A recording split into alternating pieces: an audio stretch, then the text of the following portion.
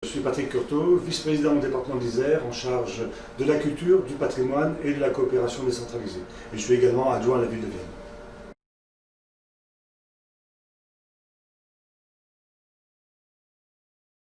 De Saint-André au Palais du Parlement, ce qu'on appelle le Palais du Parlement, l'ancien Palais du Dauphiné, naturellement. Donc ce transfert va se faire dans les années qui viennent. C'est un projet qui a été, on va dire, initié à la fin de l'année 2018, il y a à peu près 2 ans, par le président Barbier. Et compte tenu de la situation donc, de l'actuel musée de la Résistance et de la Déportation, et on n'avait pas de possibilité ailleurs. On avait tenté de faire quelque chose sur le site avec un bâtiment à l'arrière du musée, et le Palais du Parlement en fait s'est avéré être un choix pertinent donc, pour l'implantation de ce musée, donc transféré sur une autre partie de la ville de Grenoble.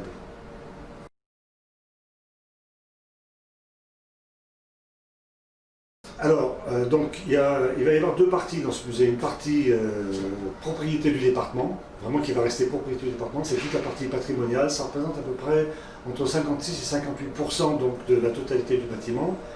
L'autre partie étant destinée à des logements et un petit espace donc, pour 1 ou 2 commerces. La partie patrimoniale, naturellement, qui va rester propriété du département, et celle où va être transféré donc, le musée de la Résistance et de la Déportation, qui est actuellement sur le site que tout le monde connaît à Grenoble, et les services d'Isère Attractivité, c'est la branche tourisme donc, du département, aura son siège également dans ces locaux, enfin dans les locaux du Palais du Parlement et non pas dans les locaux du musée de la Résistance.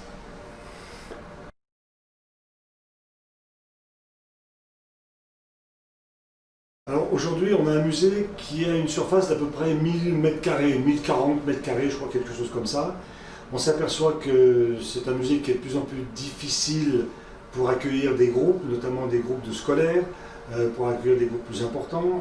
La scénographie, la muséographie ne peut plus être vraiment changée. Et on va avoir, donc, avec le transfert sur le Palais du Parlement, une surface de plus de 1400 m². Donc vous voyez qu'il y a une différence importante.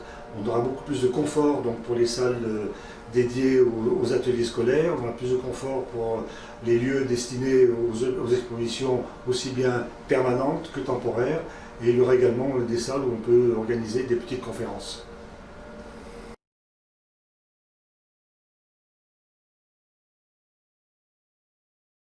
Alors, le classement monument historique, naturellement, ne gêne pas l'installation d'un musée. Les services de l'État, c'est-à-dire la Direction régionale des affaires culturelles, a validé l'idée de transférer le musée dans ses locaux. Et on va juste faire des transformations en interne pour permettre justement à ce musée d'être installé sur place. Mais on va dire la caractéristique principale des salles patrimoniales de ce musée sera gardée, puisqu'on ne va quasiment pas changer grand-chose, sauf peut-être des espaces où on a des marches qui montent ou des marches qui descendent, on a du mobilier qui peut être démonté, tout ceci pour permettre une meilleure muséographie et une meilleure scénographie.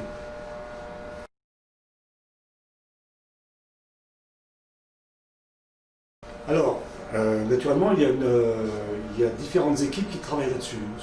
Tout ceci sous l'impulsion et on va dire la coordination d'Alice Buffet, donc la conservatrice du musée. Donc on a 2 structures qui se réunissent ou qui se sont réunies mais qui continuent de se réunir. Il y a le comité scientifique qui s'est déjà réuni une dizaine de fois à peu près, qui regroupe des historiens, qui regroupe des professeurs, qui regroupe la DRAC, qui regroupe l'ONAC, l'Office national des anciens combattants.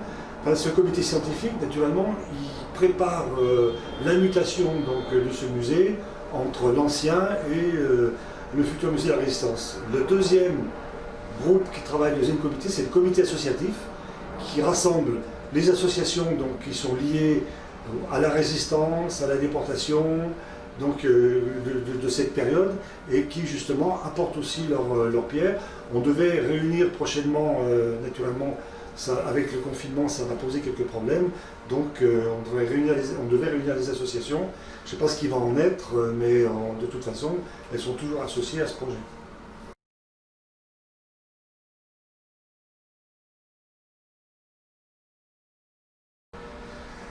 Alors, l'origine, c'était musée de la résistance et de la déportation. C'est important pour que nos jeunes générations aient en tête ce qui a pu se faire, ce que nos grands-parents, arrière-grands-parents, pour les plus jeunes, ont pu vivre donc, il y a 70 ans dans notre pays, 70-75 ans.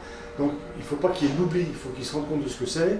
Et compte tenu de la situation que l'on connaît depuis la fin de la Deuxième Guerre mondiale, dans de nombreux pays du monde en matière de respect ou de manque de respect des droits de l'homme, en matière de menaces sur les droits de l'homme, il est nécessaire justement de faire ce lien entre la période donc, que nous avons connue entre 1939 et 1945, qui est une période qui a été horrible pour des millions de gens dans le monde, et notamment en France et en Europe, avec la déportation, avec les massacres.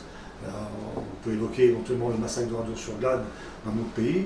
Il ne faut absolument pas que les jeunes générations, compte tenu de ce qui se passe en plus aujourd'hui avec l'extrémisme, avec l'obscurantisme, il faut vraiment qu'ils se rendent compte que la liberté, ça se mérite, mais la liberté, il faut aussi quelquefois se battre pour la reconquérir ou pour la maintenir ou pour la garder.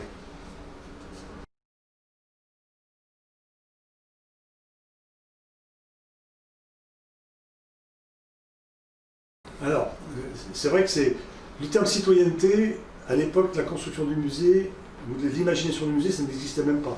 Hein, c'est un terme qui est apparu il y a une trentaine d'années à peu près, mais toutes ces valeurs qui ont été à la pointe à la création de ce musée donc dans les années 60, naturellement, elles continueront d'être montrées, elles continueront d'être soutenues par le biais d'expositions. Et au fil du temps, que ce soit dans les années 60, 70, 80 et encore aujourd'hui, on a eu plusieurs expositions depuis l'élection de Jean-Pierre Barbier à la présidence du département qui ont montré qu'on garde ce fil conducteur on va dire, du respect des droits de l'homme, du combat pour la liberté, parce que c'est aussi le respect des droits de l'homme, ça passe par un combat pour la liberté. Et on s'aperçoit aujourd'hui que dans certains pays, c'est malheureusement pas le cas, des pays qui souffrent et où les habitants sont menacés dans leur vie quotidienne.